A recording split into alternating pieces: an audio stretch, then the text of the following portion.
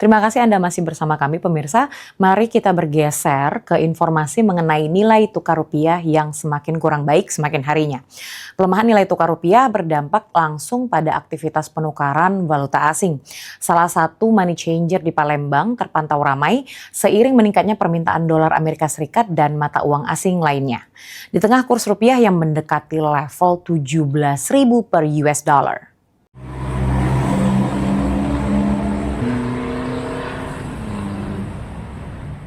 Tekanan terhadap nilai tukar rupiah mendorong meningkatnya aktivitas transaksi di money changer Palembang.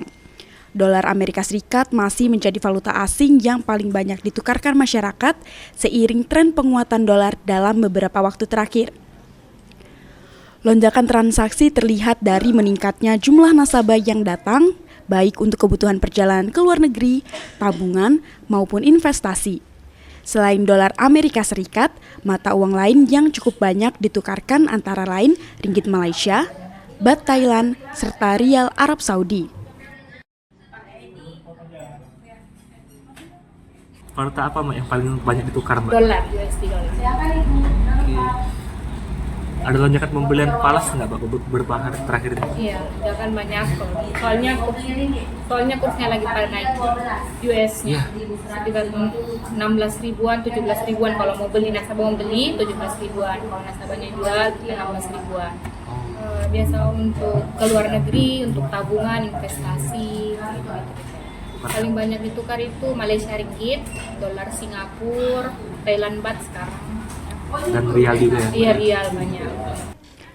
Kondisi ini turut dirasakan calon jemaah umroh, lantaran memilih menukar rial lebih awal untuk mengantisipasi kenaikan kurs sekaligus mempermudah kebutuhan transaksi selama beribadah di Tanah Suci.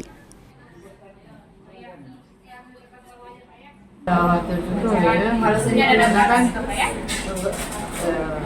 akibatnya nilai Tukar. Iya, kalau nilai tukar sini kita uangnya kan jadi kecil kan, kita nggak bisa beli apa-apa.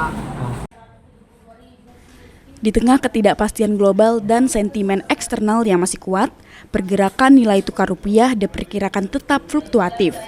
Warga dihimbau lebih cermat dalam menukarkan valuta asing dan menyesuaikan dengan kebutuhan agar tidak terdampak resiko perubahan kurs yang cepat.